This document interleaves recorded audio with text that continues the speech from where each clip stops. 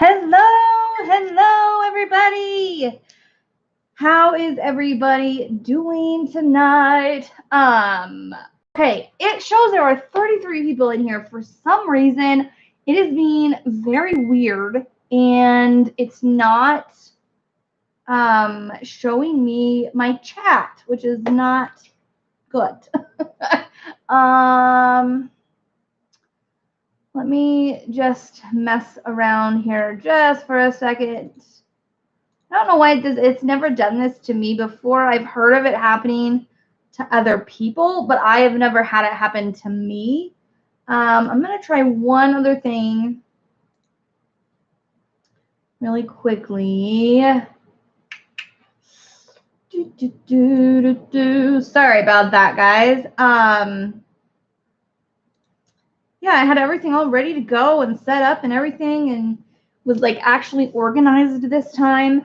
And that I get on and it's like, chat unavailable. Okay, that doesn't help me out much. Unavailable. Okay, that doesn't. All right, it's echoing. Hold on. Let me see if I can. All right, it's echoing. Hold on.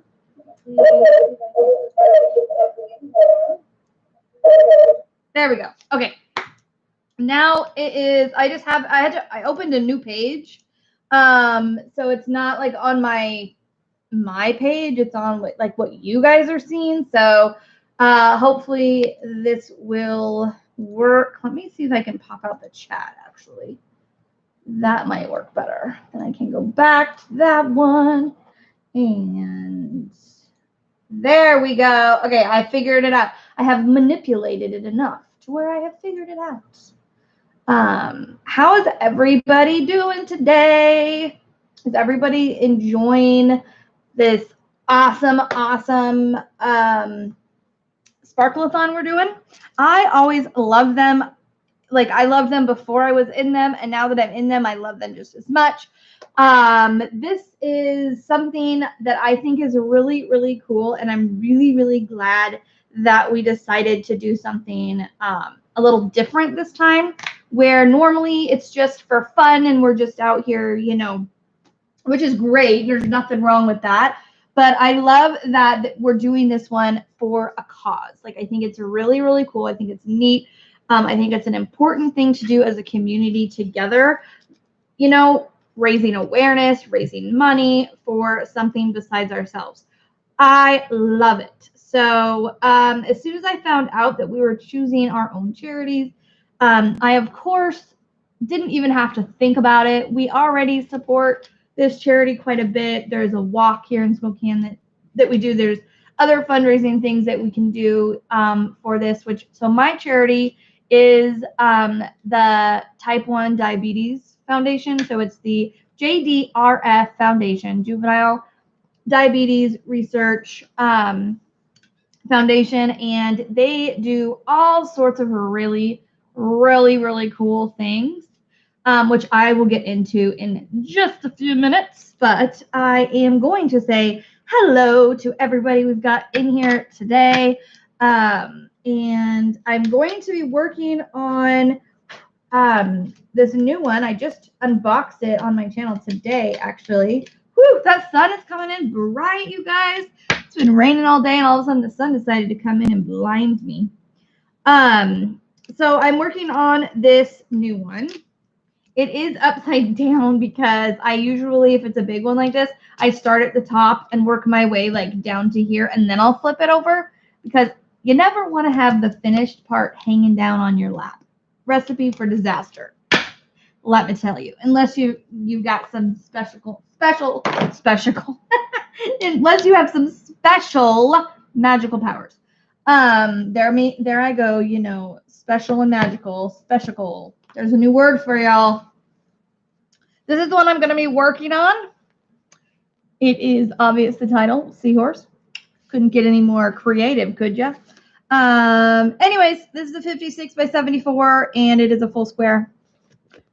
I haven't started it yet.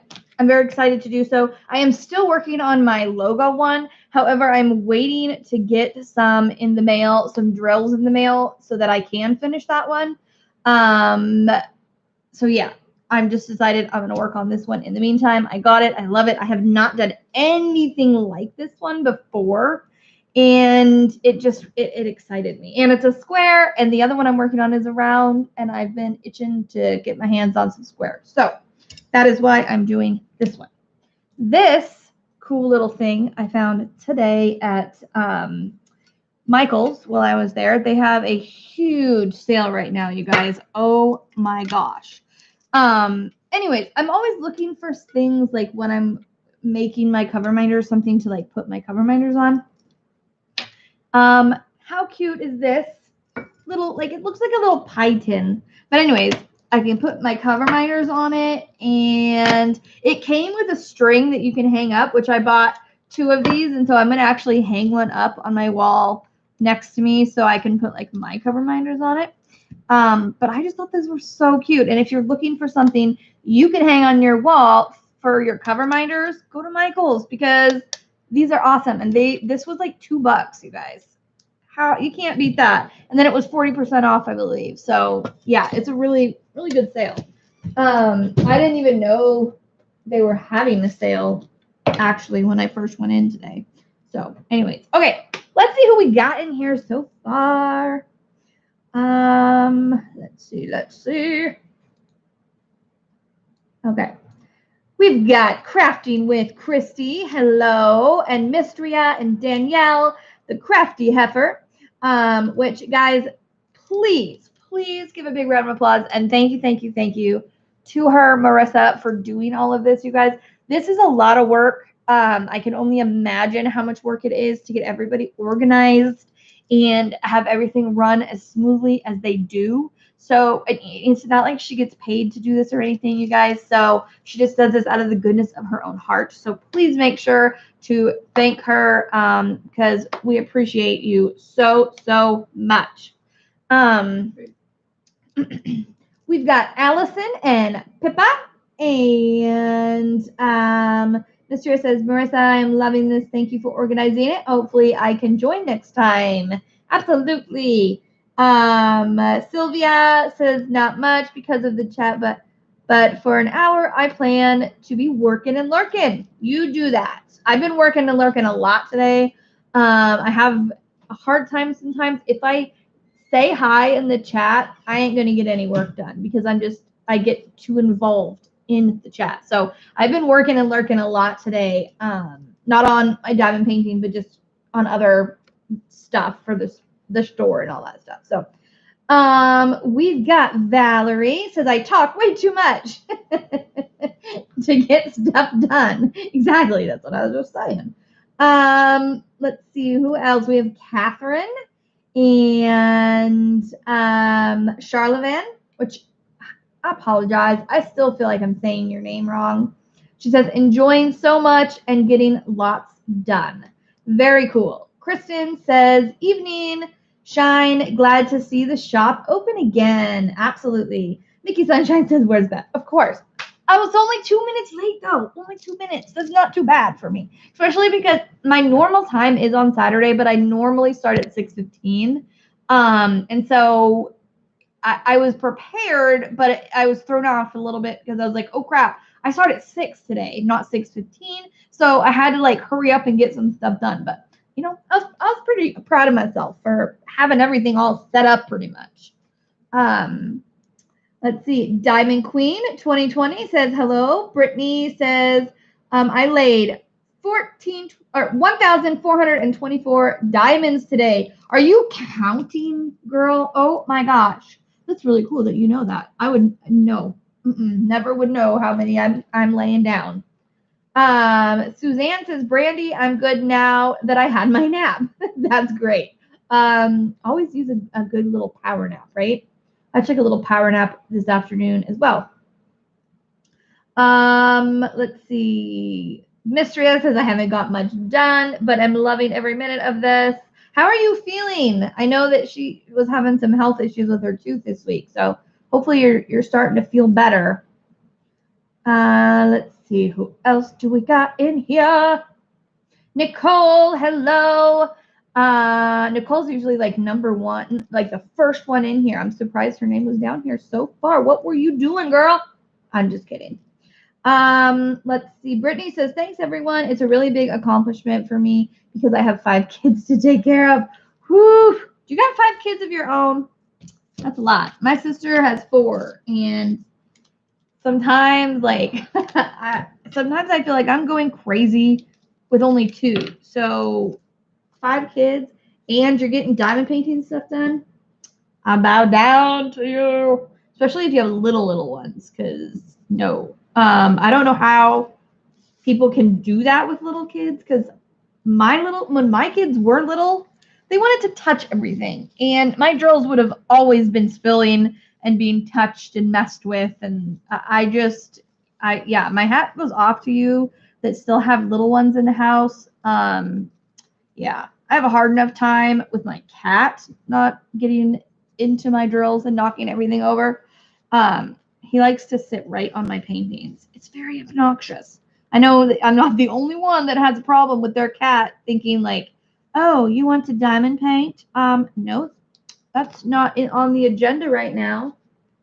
Cats like to have it the way they want it, right? Camilla says hi. Robin, hello. Let's see. Beth says, hi, Beth. There's so many Beths and Elizabeths in this community. It's insane. Odd But Nice is in the house today. Awesome. Oops, I went down too far. Debbie and Candace and Yurli, hello. Look like a color blocking lover's dream, right? Odd But Nice. Oh my gosh. It is completely, yes. When I did the unboxing earlier today, I was like, if you like color blocking, this is like the ultimate diamond painting. It really is. The reason I decided to do this one rather than one of the many other ones I have, because I have other ones that I like better. Not saying I don't like this one, but I have ones that I'm definitely more like obsessed with. However, this one is one I felt like would be easy and quick because it is it's just so much color blocking. And the other one I'm working on, the my logo one, has quite a bit. I mean, it does have color blocking, but it also has quite a bit of confetti. So when I saw this one, I was just like drooling just a little bit. So I decided I was going to work on this one. Angie's here. She says, hi, Beth and everyone. Dawn is here. Diamond in the Rough. Hello. Karen, hello. Crystal's Crafty Creations. And Sunnybell Lee says, I can't see any new chat, going to leave and come back. Might be a good idea. Something was wrong with my chat too before, and I had to like finagle it to get in here. Let's see. Who else? Robert, hello. He says, I shine like a diamond. How are you doing, Robert? Hyper Cactus says, hi. I love the DAC Seahorse. He's next on my list. DP Addiction Adventures. Jen, hello. How are you? Let's see. Oh my gosh. I was like, what do you mean I sped through that? I see what you were thinking. Yeah, wouldn't that be crazy if I actually had that much done? But the painting is, I don't know, it's so cool looking. It actually kind of does look like there's drills on the canvas already. There isn't. Not a one drill is on this canvas. Let's see. Hopefully people are figuring out the chat. If it's, I hope it's working for you guys. Odd But Night says pink, yellow, and white A. Nice. Let's see. Pippa says, I love your paws. Yes. These are new ones. They're not even in the shop yet. Aren't they cute? I thought they were adorable. Anything paws or dog or anything animal related, I love them. One of the reasons I really, really like these ones are they're nice and they're kind of a thicker one, and they're a metal, and so they're a little bit heavier. And so on the projects that I feel like I want something to be a little more weight, these ones are really, really good for that. Let's see. Rivka, hello. Pippa says, I was on the live one day and she was playing quietly behind the desk. Came out to discover she'd pull a heap of stickers off the boxes. Robin says, my cats own the house. They just left or just let me live here, right? That's kind of how cats are.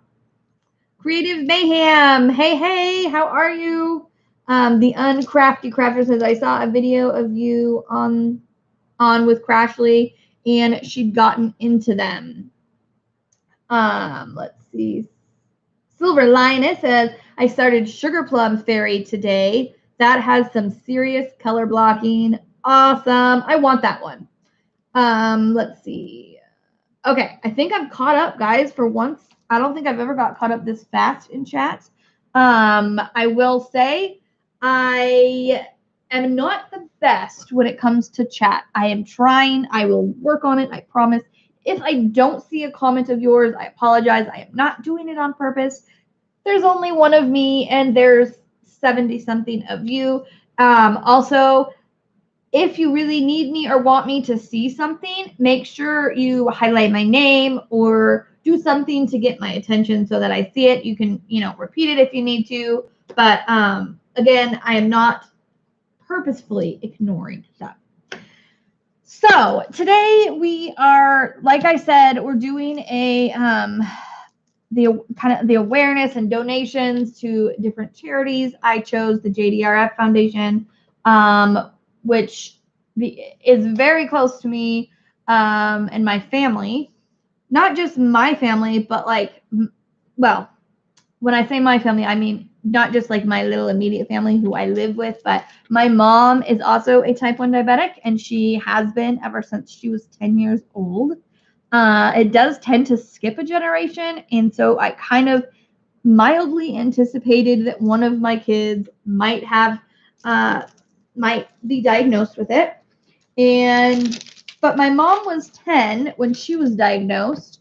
For some reason, I had in my head that if my kids were diagnosed with it, it would be at the age of 10. And that is not what happened at all. So it was a little shocking when it happened, and pretty devastating because I saw what my mom went through, growing up as a kid. And so Maddie was diagnosed when she was 5 years old, and she is now 11, and she is doing well. I'm going to have her come in here in just a minute and kind of give you a firsthand perspective of what she goes through kind of day to day. And if you have any questions, you guys can feel free to answer those. She's very open about it. She's not it's nothing new to her, she basically doesn't know life any other way anymore. She's had it more of her life than she hasn't had it. So she really doesn't remember much before, you know what I mean? So that does make it a little easier on her, I think. Whereas the kids that are diagnosed later in life, I feel like it would be harder even because they have to adjust pretty big time to the way, living so drastically different. Hi, Debbie. Angie says, Beth, did you get the money? Okay, so I will talk about this really quick before I bring her in here. Hold on. Miss Hughes says, Beth, I wanted to say yes. My tooth is better today, and thank you for being such a good friend. Oh, you're welcome. I'm so glad it's getting better.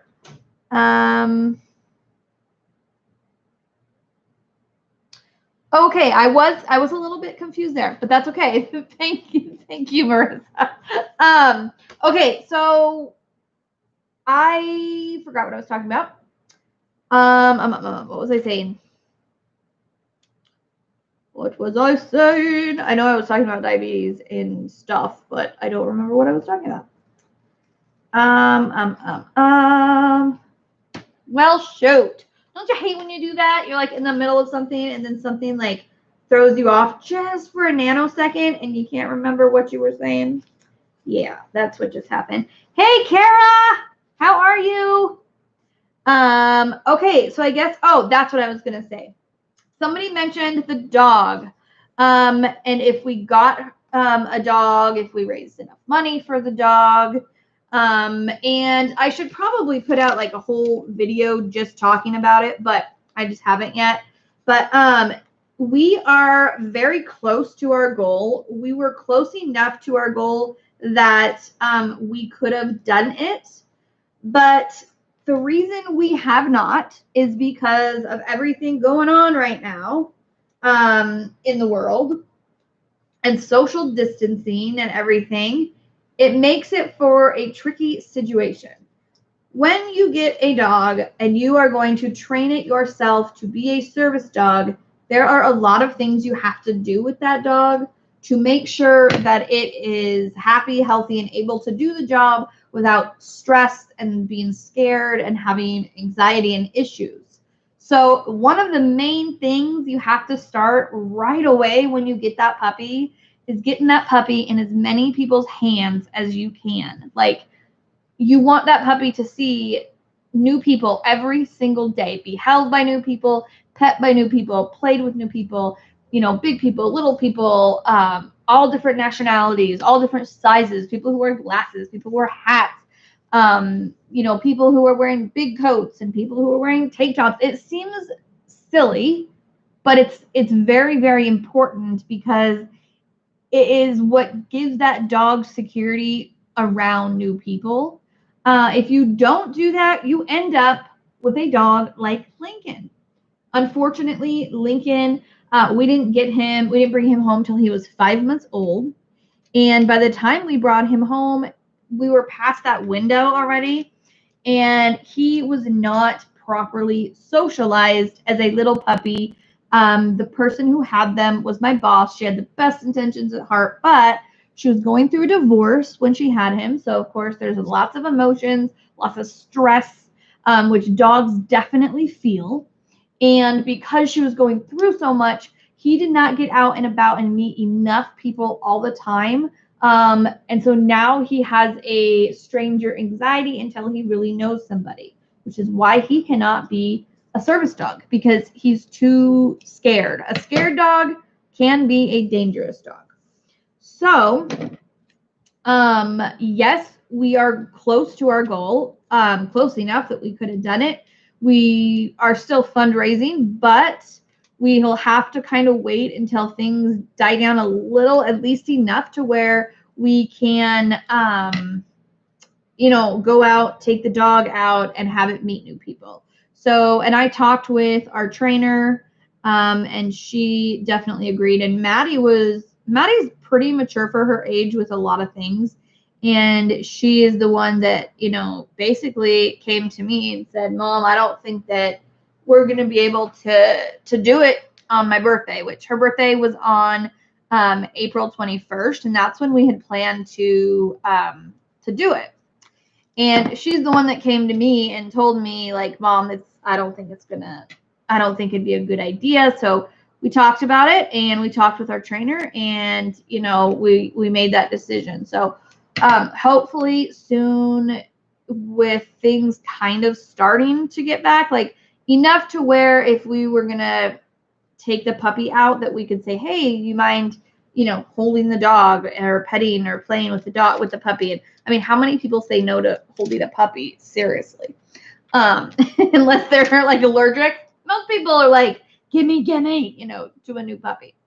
So that is why, plus you also have to socialize the dog with lots of other dogs so that the dog doesn't have any fear or aggression towards other dogs and other animals and stuff. So that's why we haven't got one yet. And that's why we don't have an immediate plan to get one. But I'm really, really hoping by like maybe the end of summer or fall, we'll be able to. The last thing I want to do, which I would do it if I had to, but I really don't want to get a puppy in the wintertime in an apartment because, you know, with a puppy, you got to take them out so many times in a day. And when it's cold and snowy and yucky, it just doesn't sound as much fun. And I know my daughter, it would be easier for me to be like, Maddie, take the dog out. when it's not snowing or cold or freezing. You know what I mean? So that is, hopefully that answers everybody's questions about the dog. Let's see. Mystery says, Beth, you should be here because in Florida, I don't think people remember about social distancing because there are so many people at the beaches. It's crazy. Yeah, it is a little crazy. I don't understand some of people's mindsets, but we're not going to get into that right now. Let's see. Hold on. I've heard you should never pet or love on a service dog when you come across one in public. Is that true? Absolutely. Yes, yes, yes. Never ever pet a service dog without permission by the handler. Because what it does is it takes, okay, so when a dog is working, it is different than when that dog is just with its owner at home or in the park or something. They have a job to do and they're trying to focus. And when you go up and pet that dog or even be like, oh, hi, puppy, hi, you're drawing the attention away from what they're supposed to be working on, which is making sure that their tasks are being completed. And it's very easy to break a service dog's attention. Maya, she was trained really well. She loved people. And when she was out, she loved to work. Like she was happy, so happy when she was working. But we would have people come up to her and pet her or talk to her. And she loved people so much that you could see her focus shift. Like she was trying so hard to do what she's supposed to do. But she also had that pull, like, I want to go say hi so bad. So it's really hard on the dog. If people just go up and start petting them. And unfortunately, it happens all the time. And oddly enough, from what we have seen, the most respectable people are kids. Most kids come up and say, can I pet your dog? Most adults don't even care to ask. We had somebody come up and literally grab Maya's face like this and put their nose on her nose and kiss her. And I'm like, for one thing, are you an idiot? Because like that is like doggy no. You don't ever do that to a dog you don't know unless you want to get your nose bit off.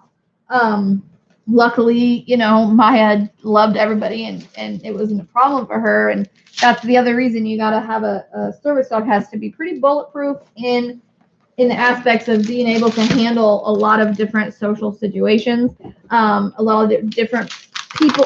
That was lovely, Beth. Lovely. A lot of people doing things they shouldn't be. They got to be able to handle it to a point. So, hopefully that answers your question.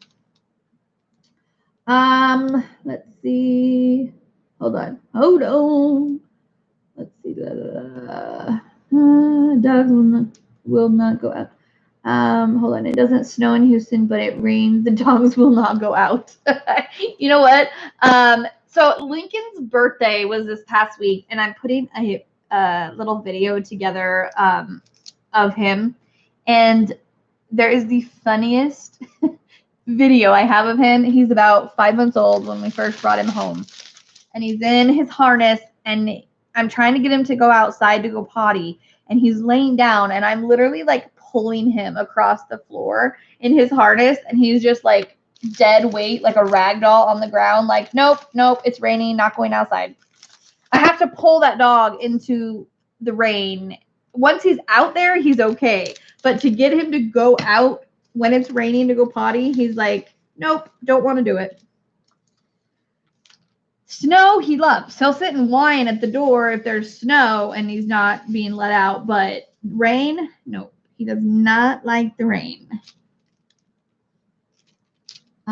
Let's see. Angie says, yes, the wintertime is the worst on potty training a dog. They don't see a lot of people either. Exactly.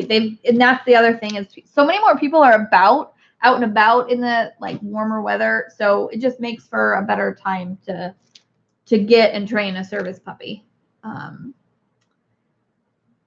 She's like, I completely understand that. I have to admit it's way hard to not pet it, but I do get it. Yes, it is hard. It's even hard for me, and I totally get it. And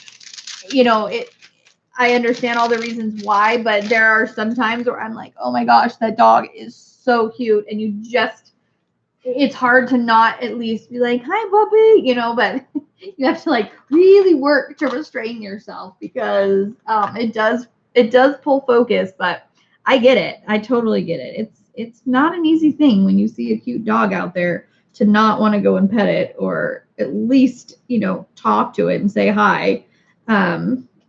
So that's why we also used to take Maya to like dog friendly places, and we would just leave her service vest off because she knew if her service vest was on, she knew that she was working. But if she didn't have her service vest on, she knew she was just a dog. She was just a pet. She could, visit. She could say hi to people. People could pet her, and she was very friendly without her vest. So we used to take her like the Hobby Lobby and Michael's and Walgreens and any pet store. All those places are all pet friendly. So we would take her there and kind of let her have at it with saying hi and talking to people. And we still do that with Lincoln. And we let Lincoln get treats from people because that helps kind of associate good things with new people. So I do that quite often. People see Lincoln and they say, oh, he's so cute. May I pet him? And I say, no, but you may give him a treat.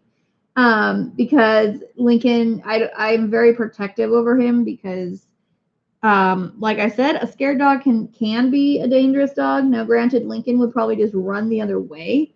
I'm very protective, as I don't want somebody to not listen to me and do something that freaks him out and kind of set him back, because he's come so far. He's come so far. It's incredible to watch the progression of how he is now compared to how he used to be. And his sister is the exact same way, and they're from the same litter and everything, and they were raised by the same person from 6 weeks to 5 months, and they're both the exact same way with like new people. So, and especially new kids. But with Maddie, like Maddie could like do anything she wanted to that dog, and he might go like that, and that's about it. He's so tolerant of her. She comes over and like lays on him, and he just looks at me like, really? Are you gonna let her do this to me? But he won't do anything. Rivka says, how do you know when they are a service dog? Do they wear a vest or something? Yes, they should wear a vest. It's not a law to wear a vest, but they should be wearing a vest because that's what shows everybody around them that it's a service dog.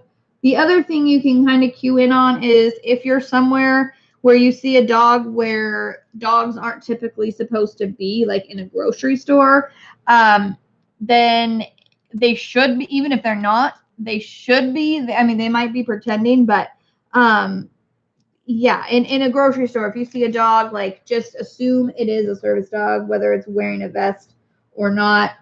Sometimes you can just tell by the way the dog is behaving.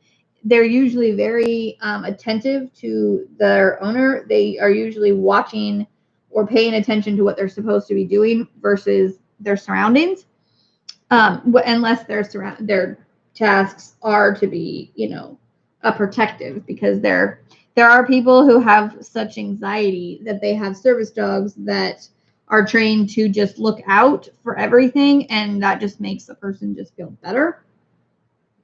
So, Pippa says, I have zero idea what to work on. I'm so unfocused this morning. Well, hey, then just sit and chat, right? I get like that sometimes, and I don't know. Some days, I always say, and I tell all my subscribers the same thing. If you don't want to diamond paint, if you're not in the mood to diamond paint, don't diamond paint. It's supposed to be a like leisurely activity. Some people get really caught up in like the competitiveness of trying to finish it really fast, or they make themselves work on it even if they don't want to work on it. And then they get kind of burnt out. And so I've always been, if I don't want to work on it, I don't work on it. I find other things to do with my time. Lord knows I've got plenty of other things that I can do with my time. Granted, I want to work on my diamond painting so much more than I am capable of lately. But I have a new system down that I'm going to be working on for my store. And so hopefully it's going to be like making everything totally different. I'm hoping anyways. I'm hoping.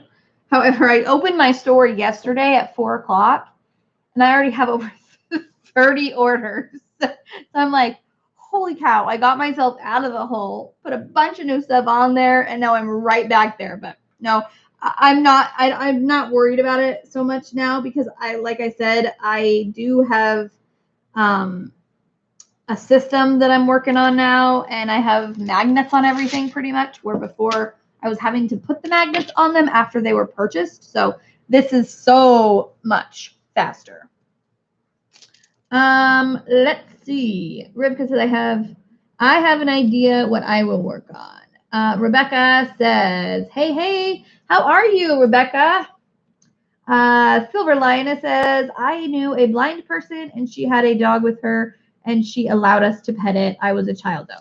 Well, and some people, it's not saying like it's a rule all the time that no, you can never pet a service dog. That's not the case. There are some dogs that are really good at being able to be pet and focusing. And if they can, great. And if the handler says go ahead, by all means, go ahead. Like there's no like specific rule that's like, no, you can never pet a service dog.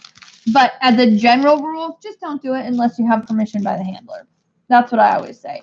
And if it says on their vest, do not pet, then I wouldn't even recommend asking them because, you know, it obviously they have it on their vest saying don't pet for a reason.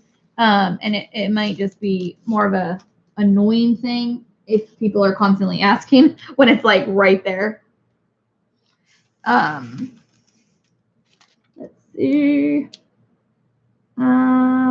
Cynthia says, I'm so sorry I'm late. That's okay. You can be late whenever you want to be. Lives, I always say, come when you want to come, leave when you got to leave, and that's cool. Mallory, hello. How are you? Paula says, Miss Ray, you can see it sometimes under fry sauce as well. I missed something up there, so I'm going to let y'all talk your little fry sauce business. I'm going to grab Maddie, and I'm just going to have her.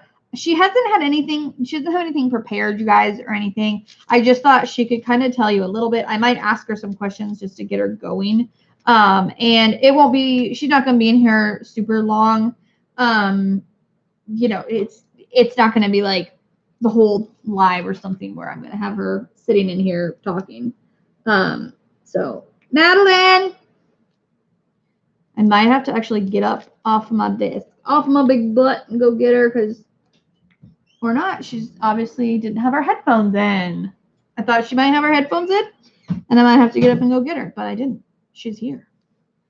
So those of you that are new, this is Maddie. Say hi, Maddie. Hi, howdy. Maddie is my 11-year-old daughter. She was diagnosed with type 1 diabetes when she was 5 years old. Where are you going?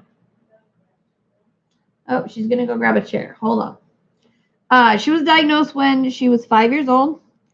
And luckily, because my mom was a diabetic, I knew all the signs. And so she never got really sick, where unfortunately most kids that are diagnosed are usually brought in on a stretcher and sometimes unconscious because they're so sick. But she actually skipped through the hall. And the nurses and doctors said they had never seen somebody that was diagnosed come in so healthy and so happy. So she lucked out with that because it could be pretty traumatic, I think, for a lot of children to get diagnosed because they're so sick and there's so much going on and IVs and all sorts of junk. And she did have to have an IV, but I think she only had it in for like the first half a day or something. She didn't have to even have it. She had it in her arm, but they didn't have it hooked up to anything after the first couple hours because she didn't really need it.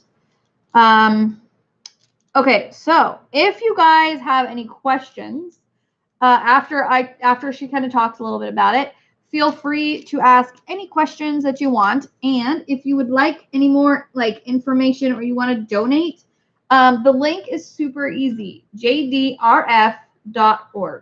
That's it. jdrf.org. I did put it in the description below.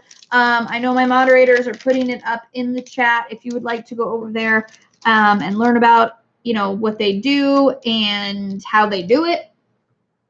And how to donate. It's very, very simple. On their page, there is a button that says donate, and you click that, and that's how you donate. It's very easy.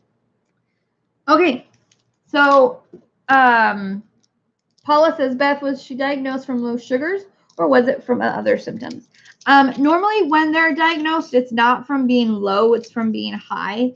So their body is stopping making enough insulin to cover what they need, and then eventually it just stops making insulin altogether. But she was, do you remember the symptoms you had real early, Maddie?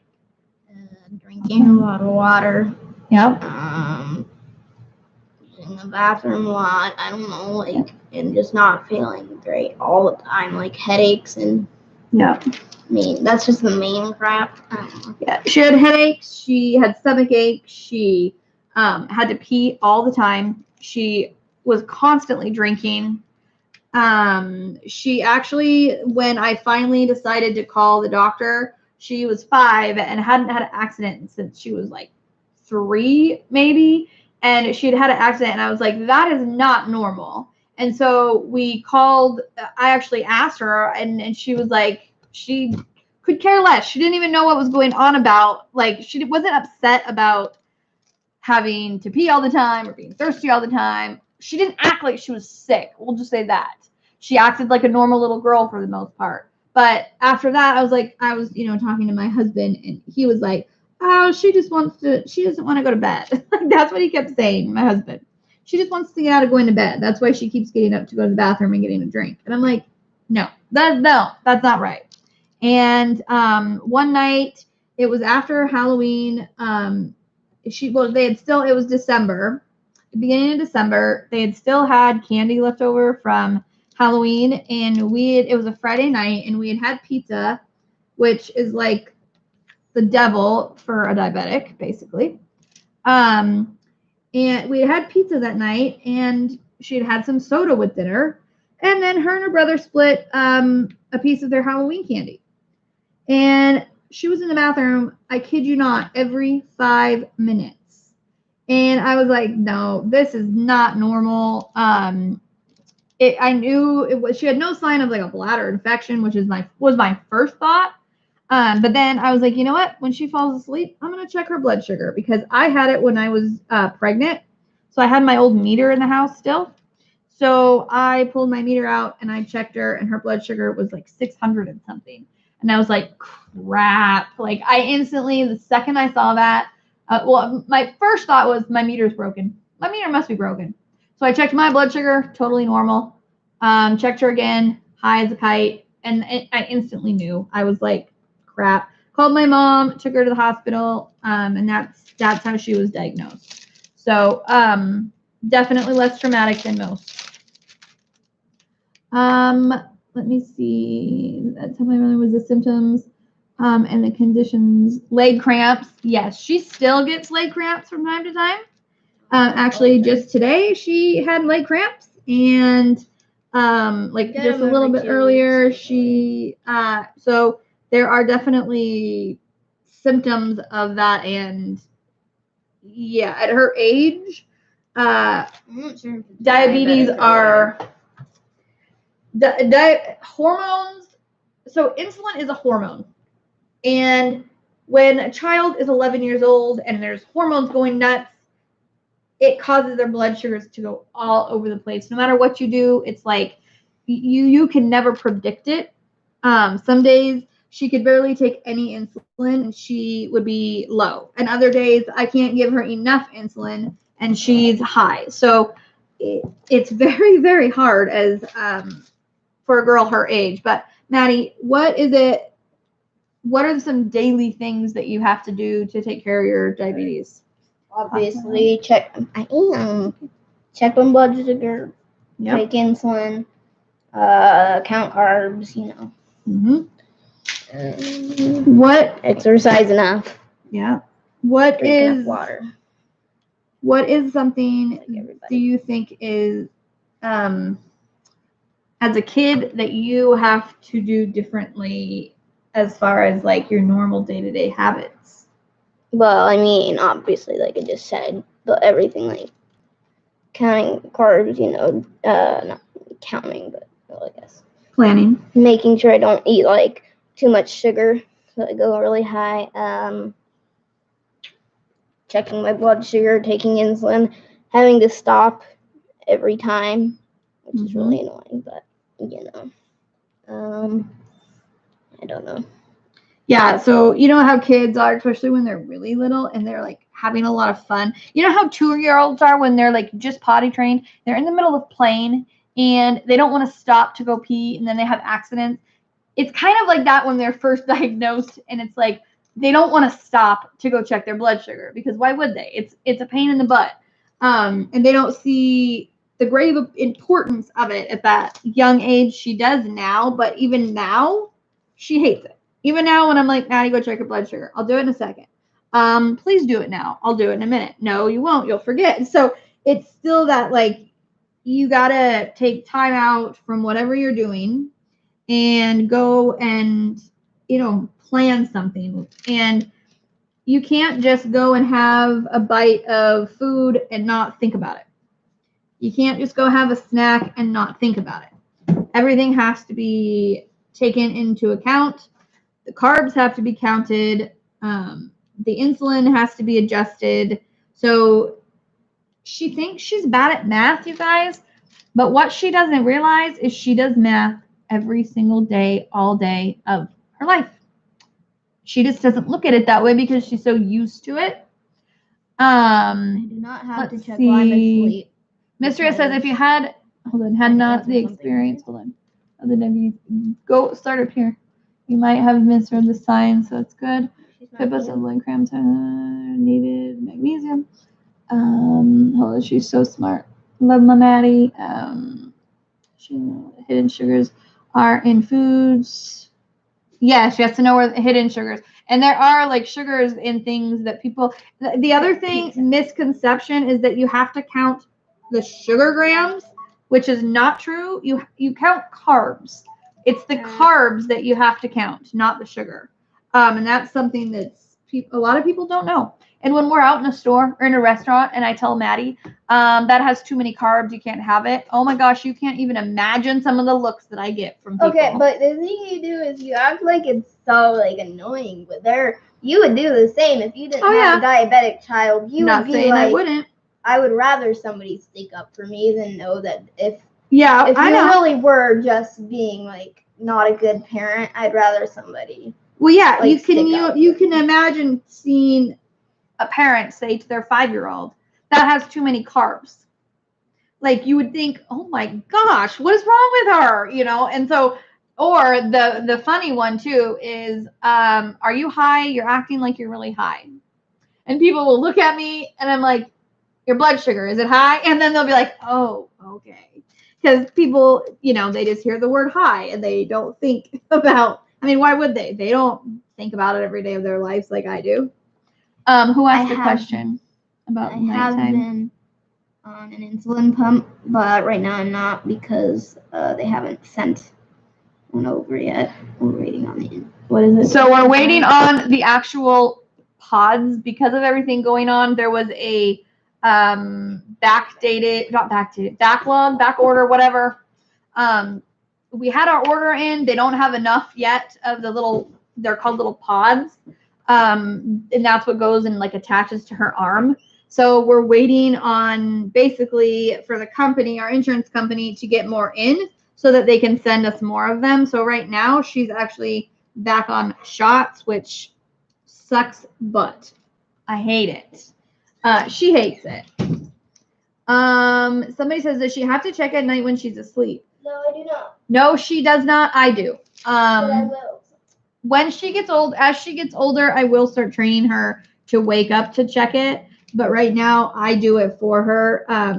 If you've been around my channel much, you've heard me talk about the fact that I hardly ever sleep. I'll take naps off and on during the day, but at nighttime, I sleep on the couch when I do sleep because it's right next to her room. I didn't used to be so bad, but she has had some issues, like I said, at her age, and hormones and everything have changed things. And she has had seizures twice where she dropped below 20. And so she shouldn't go below 80. So going below 20 is really, really low. Like that's unconscious. And so that they just freaked me out so much that now, yeah. So on the weekends, something my husband does on the weekends, he gets up about 5 on the weekends like he does during the weekday. So when he gets up, I go in and say, hey, set your alarm. I'm going to bed. So I go and sleep, and I kind of leave it up to him to get up. On Saturday mornings, I sleep usually from like 5 to like 9 or something. And I kind of let him take that over. Let's see. I'm sorry, I just giggled because I can totally see the mainstream looking at a mom oddly if she said, are you high? Right? Exactly. And I can imagine the older she gets, like the more serious people would take that. Are you high? What's wrong with you, kid? Because when their blood sugar's high, they can't act like they're high on drugs because their brain ain't working right. When their blood sugar's low, they can act like they're on drugs because their brain's not getting the right amount of sugar that it needs to function. Let's see. Paula says she also has to be aware of the foods that can affect her kidney function. Yep. Andrew says, Maddie, what is your favorite treat that you love and can have without too many carbs or a carb-free thing? Huh? I don't know, a lot of things. A lot of things. Well, what is it? What's something you can have that you don't have to worry about the carbs as much?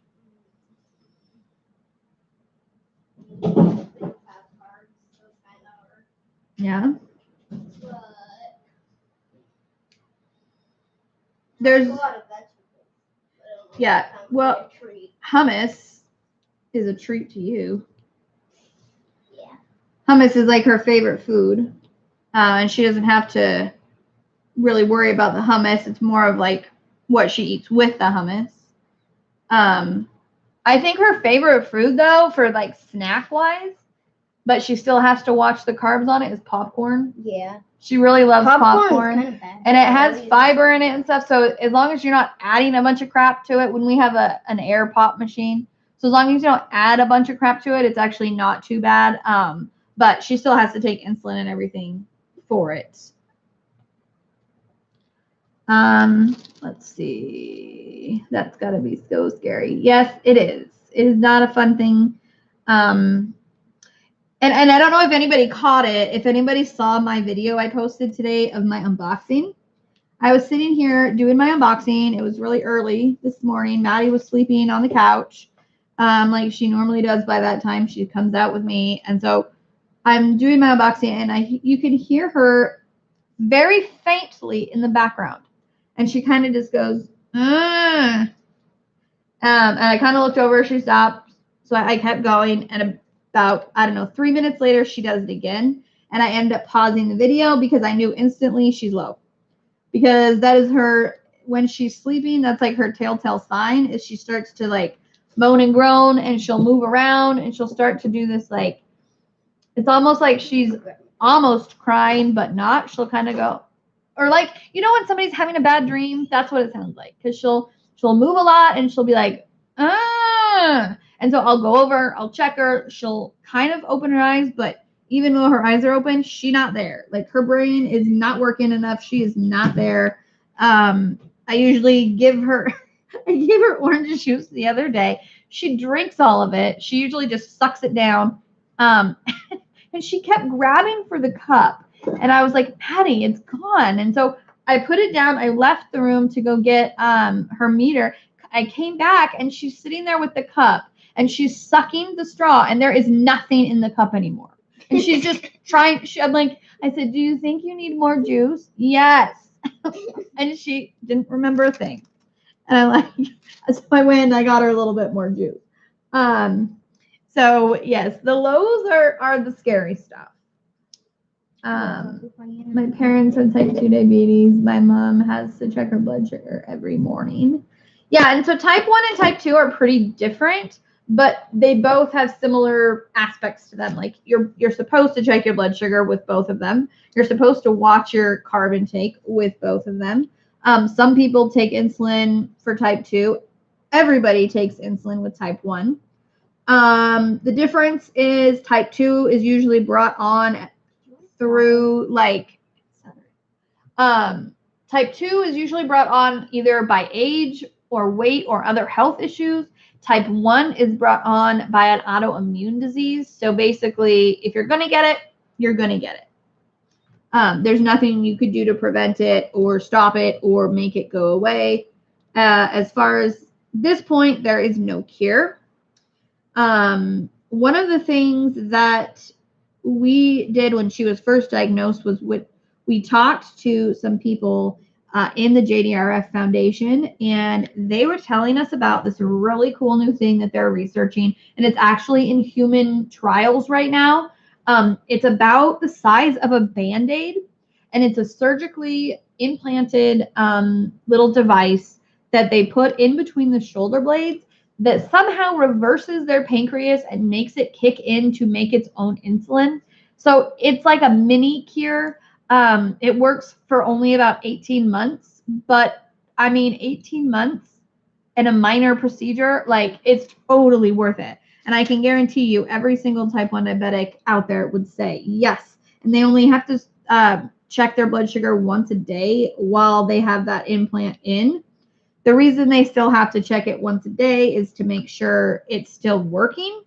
So it's not a cure, but it is a temporary cure, if that makes sense. So those kind of things, that's what the money goes to. It doesn't just go to like a all over cure. It goes to technology that can be used for helping aid in taking care of the disease itself. New pumps, new machines like that can check their blood sugar for them. There's all sorts of things. There's a new machine that we're actually waiting on getting as well, and it checks her blood sugar every 5 minutes, and it alarms if she goes too high or too low. And we had the old model before. Our battery died in it, and now there's a new model, so we're waiting for insurance to kick in for that one. So we can just get the new model rather than like paying for the old battery and then having to go and pay for the new one. They're not cheap. And I tell you, when you give your 5-year-old a piece of machinery that's $5,000 that they have to be responsible for, it's a lot. It's a lot on them. It really is. Yes, Amber, it's called the Dexcom. That is what I'm talking about. And it's the Dexcom Model 6, I believe, and I cannot wait to get it. The only thing that still, like a dog, is really beneficial over the Dexcom is that the Dexcom is 20 minutes delayed. So if it says she's 80, that means her blood sugar 20 minutes ago was 80. And unfortunately, Maddie has really like plummeting that blood sugar. She could be, there was one time she was 220. 15 minutes later, she was 40. So she drops fast. So the dog can help with that because they know before it even happens, whereas the Dexcom doesn't know until 20 minutes after it happens. So, but still, that is a great piece of machinery because it alarms and it sounds like a fire's going off in your house, like a fire alarm. So you're not gonna like sleep through it. It'll wake you up if their blood sugar is dropping. Plus, it attaches, the technology now attaches to the phone. So if like Maddie was at home and I was at the grocery store, my phone would alarm to tell me she's going low. So I could be like, I could call my husband and say, hey, her blood sugar's low. Go check her or whatever. Or if she's at school, I can call the nurse and say, hey, her blood sugar just dropped or whatever. So the technology is freaking amazing. Especially from like when my mom was diagnosed, you know, some years ago, back in the 60s, I think. Let's see. Angie says type 2 runs in at my mom's side, and I am the only kid that got it from my mom. My husband is type 1 since he was 8 years old. I have been type 2 for about 9 years. Yeah, and so Angie, a good point is that kids or people who have type 1 usually get it before they're 18 years old. So, okay. And people who get type 2 usually get it at some point in their adult life. Doesn't mean you can't get type 1 as an adult. It's just really unlikely.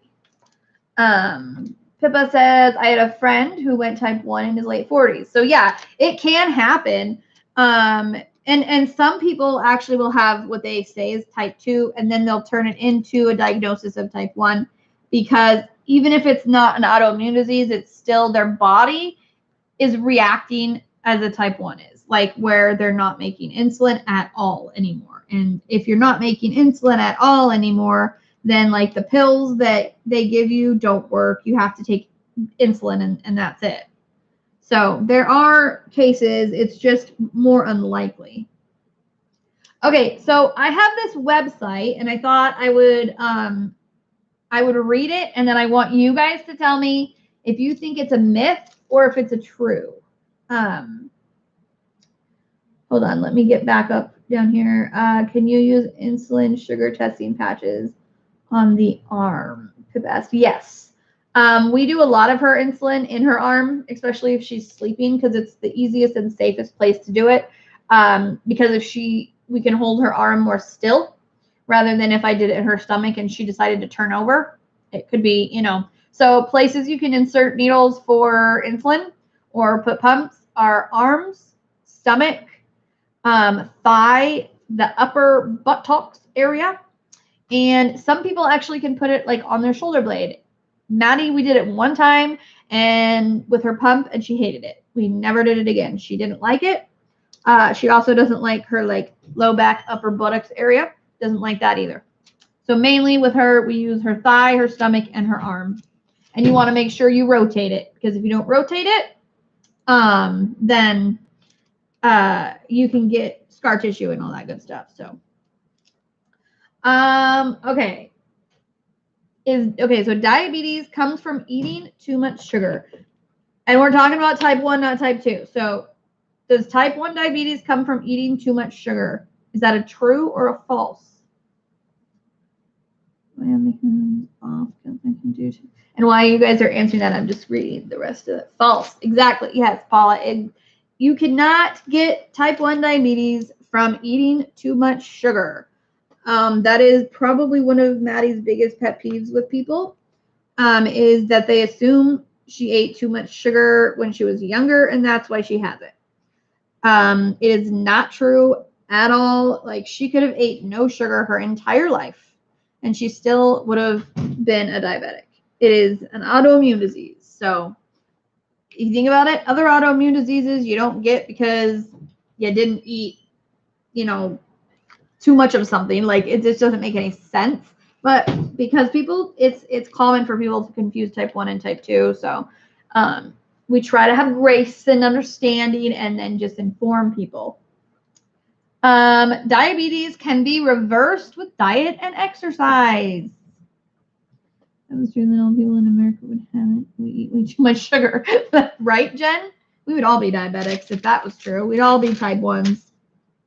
Because most of us eat too much sugar or drink too much in our, you know, coffees and sodas and juice and all that kind of stuff.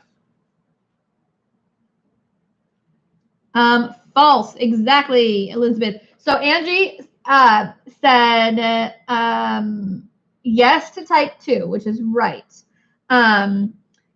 You cannot reverse or cure a type 1 diabetic from diet and exercise. Now, diet and exercise can help manage it, but it cannot manage it alone. It has to be paired with insulin. There is no way a type 1 diabetic can control their diabetes with diet and exercise. There is 100% no way, because we need insulin all the time. Whether we're eating or not, your body is making insulin. So even when Maddie isn't eating at nighttime, she still has to take her long-acting insulin, or she could go up to like 600-700. So hopefully that, explains it. Type 2 can be reversed with diet exercise. Yes, type 2 can be. And actually, after I had Maddie, I was borderline type 2, and I lost 40 pounds and haven't had a problem since. So type 2, yes. Type 1, no.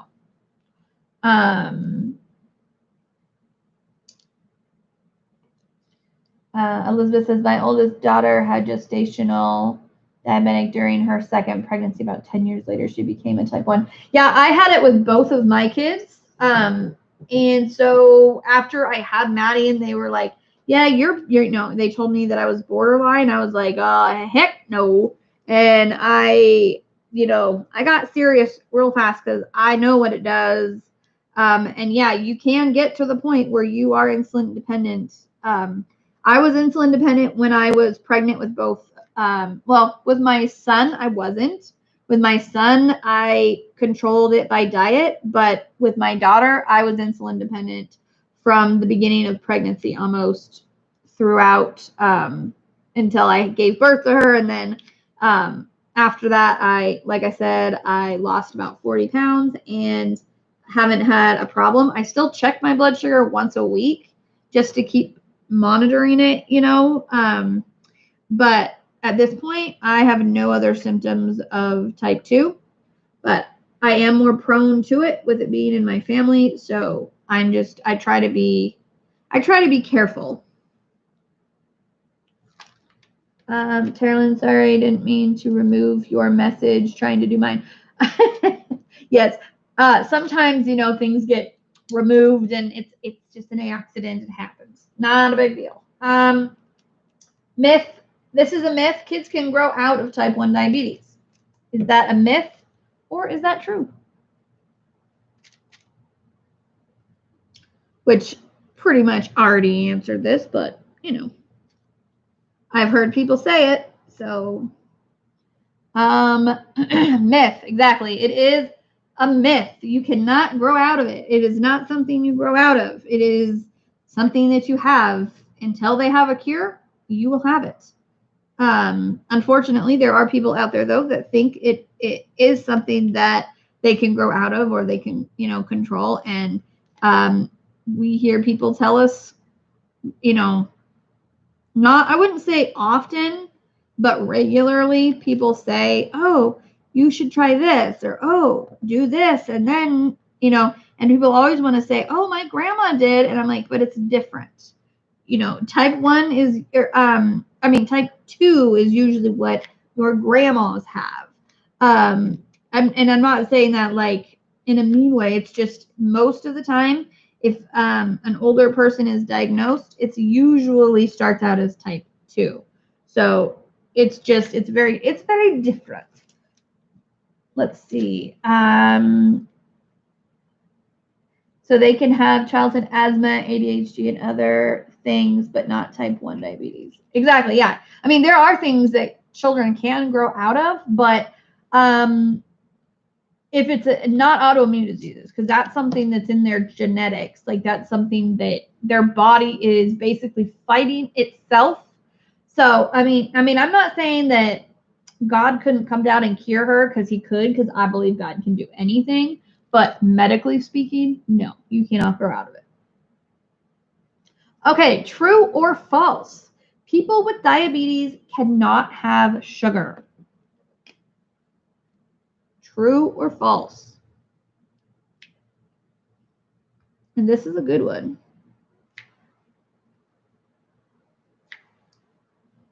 False. That is right. False, false, false.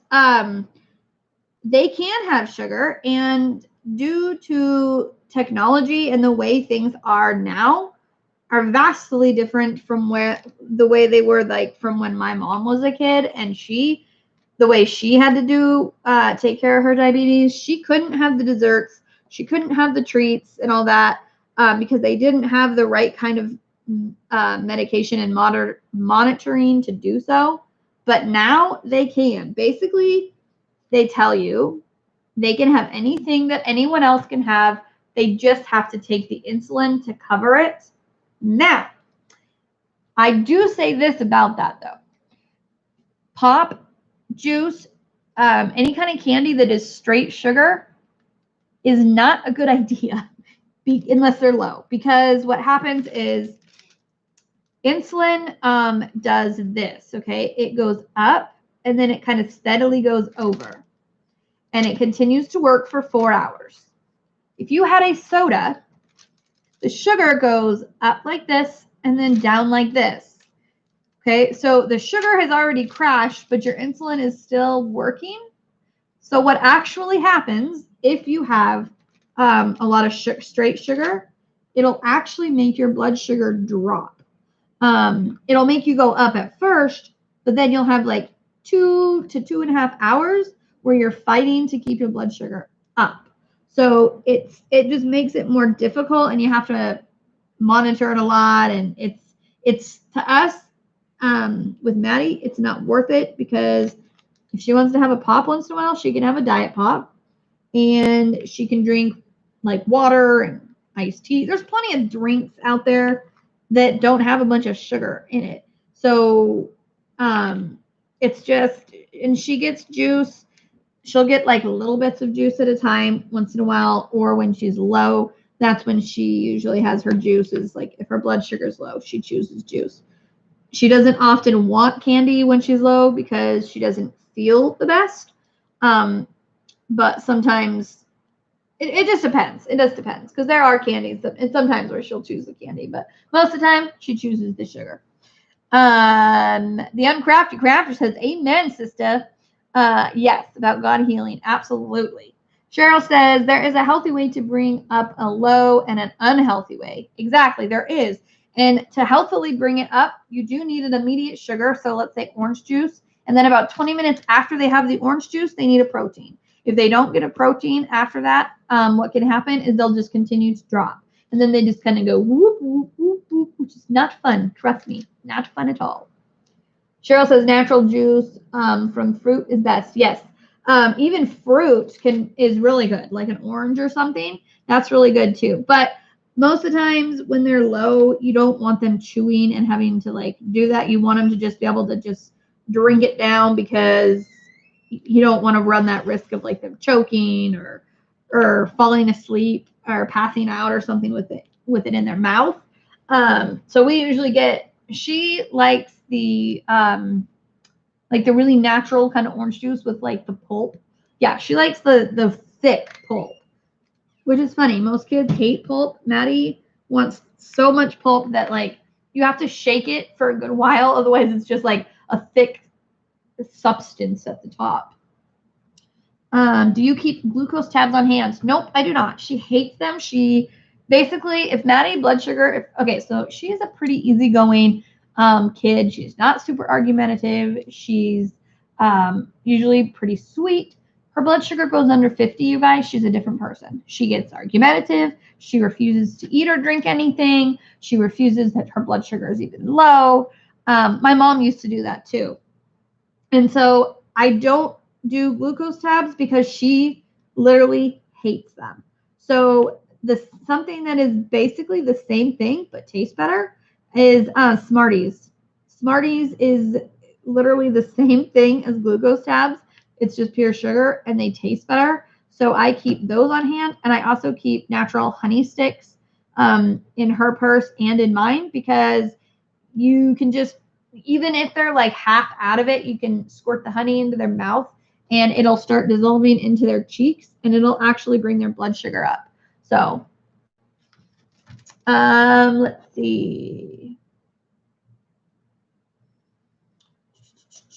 My cousin had frozen Greek yogurt drops ready to go for her daughter as a protein option after juice. Yep, that would be a really good idea, actually. Freezing them. I should do that. That's a good idea. We do like a lot of cheeses or like meats, like lunch meats or salami or peanuts or a glass of milk, yogurt, cottage cheese, those kind of things. But freezing Greek yogurt, that's a really, really good idea. I'm going to have to try that one. Let's see. Pippa says jelly beans are the Aussie thing. Oh, yeah. She's gone through many phases of jelly beans. Jelly beans, and she's also gone through the phases of gummy bears. She hasn't in a while, but yes, we have gone through lots of different candy phases where she's like, that's what she's wanted in the house.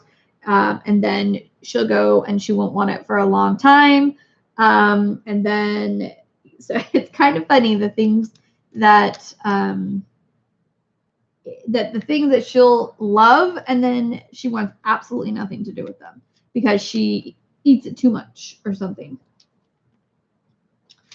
Amber says, a good friend of mine, her daughter has type 1 diabetes and rheumatoid arthritis in her feet. That little girl is one tough cookie. Yes, it's actually somewhat common for type 1s to also develop rheumatoid arthritis.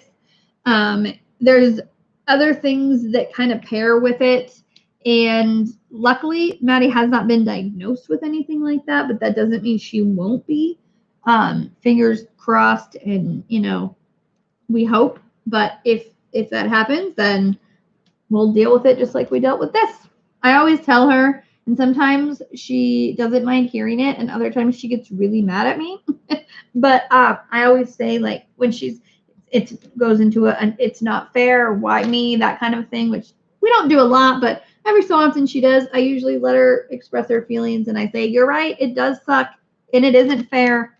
But those were the cards we were dealt, so we got to play with them.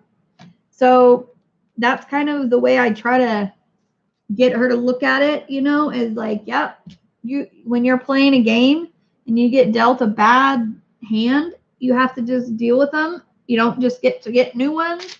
So you got to deal with it. Doesn't mean it's fair or fun. No, it's not fair. And it does suck. But unfortunately, that's just what we got dealt. And she is tough. I'll tell you what, you guys. She is tough. She's dealt with a lot.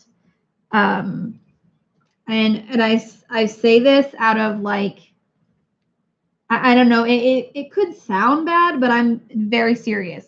I thank God every day that it was Maddie that was diagnosed and not my son Alex. Maddie can handle pretty much anything medically, always has been able to. Alex never could. If Alex was diagnosed with this at 5, he would have had to be strapped to the bed to put in an IV or shots and stuff. Maddie didn't even cry. So if one of my children had to have this, I thank God it was her and not him.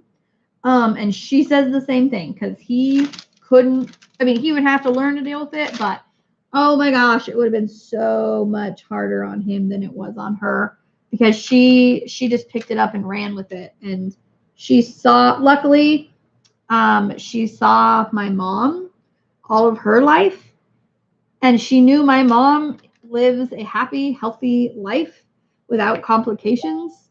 So she knew she could too. So she has a really, really good role model in her life, and she has somebody she can ask about things and, you know, talk to about it and all that good stuff. So I have fibromyalgia and underactive thyroid. Oh, you're talking to somebody else. It's also great for pain. Let's see. Thank you, Ad. I appreciate it. CBD is amazing for anxiety. Yeah, you know, I've thought about trying that myself. A long time ago, my doctor wanted me to try, like, marijuana, like, just straight. And I hated it. Hated it. It did not help with my anxiety or pain or anything. Because I also have fibromyalgia. Oh my gosh, I just drew a blank on what it's called. It's when your thyroid goes up and down. Oh my gosh, what is does anybody know what I'm talking about? I literally just drew a blank.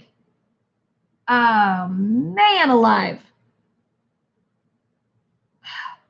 It's a hyper and hypo. No, because it does both. Mine will go up and then go down. There's an actual, like, there's another word rather than hypothyroidism. There's an actual, like, term. And I cannot remember for the life of me right now what it is. I'm going to have to look that up later because that's going to bug me.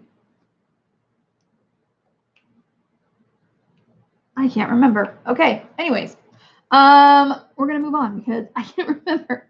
She says, I know what you were trying to think of. Thank you, Valerie. Yeah, there's a word for it. I mean, there's like a medical term for it. I just cannot think of what it is right now.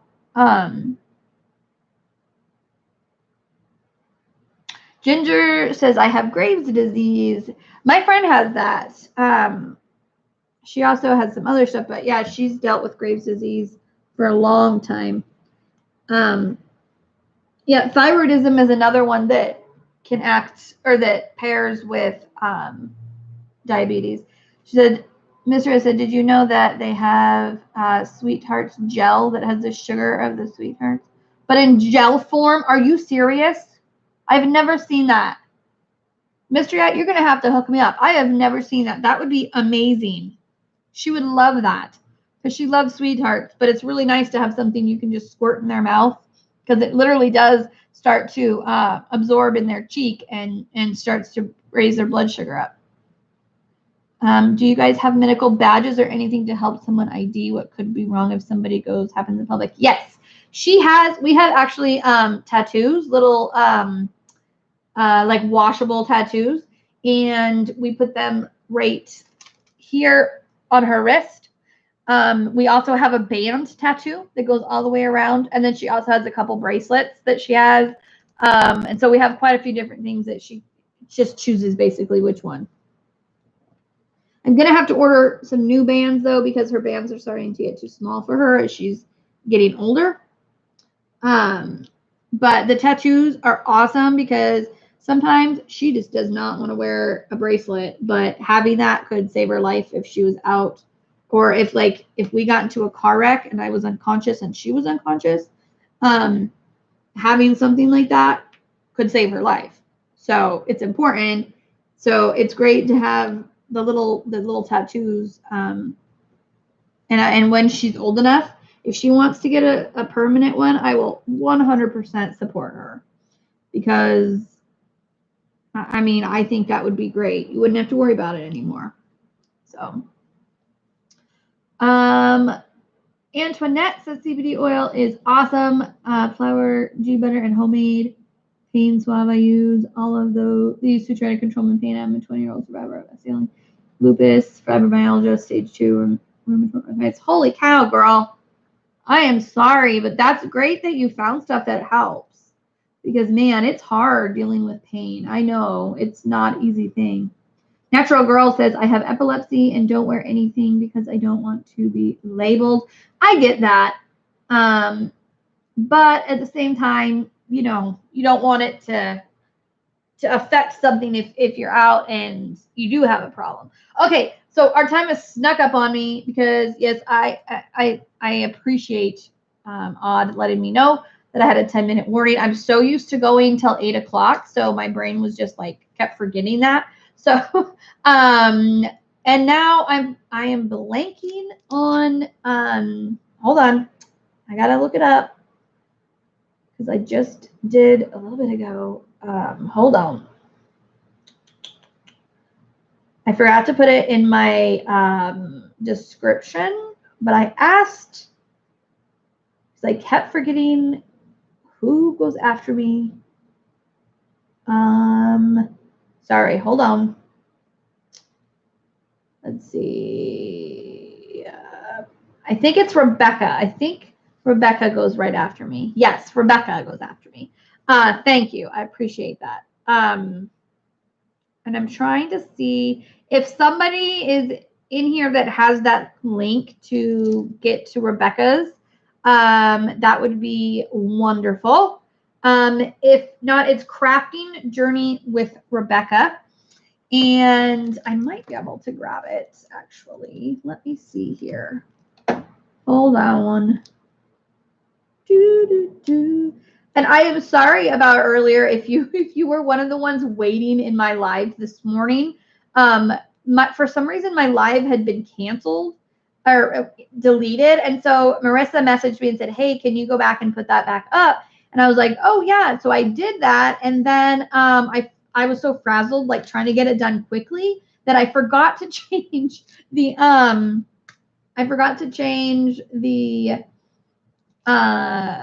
time on it. And so luckily Sherry messaged me and said, "Hey, are you going live now or tonight?" I was like, tonight. Why? She's like, "Well, you've got a bunch of people waiting, so just so you know." And I was like, shoot. So sorry about that if there was any confusion, but oh, you guys already got it. See, here I am looking around for the whole thing. Here's the whole list just in case you want it. But okay, so Rebecca is going to be starting in about 2 minutes. So I will say goodbye now in case you want to go, run to the bathroom, get something to eat or drink. Thank you guys so much for joining. Thank you so much for supporting this lovely Sparkle-a-thon that is getting so much awareness out to so many different causes. Again, if you want to donate or just learn more about the JDRF Foundation, it is literally just jdrf.org. And there is a little donate button right there. Every little bit counts. So, but with that being said, I hope you guys have a great rest of your day. I will see you over in the next live. But don't forget, you are braver than you believe, stronger than you seem, smarter than you think, and you are definitely loved more than you know. With that, keep on shining. I'll see you later. Bye, guys.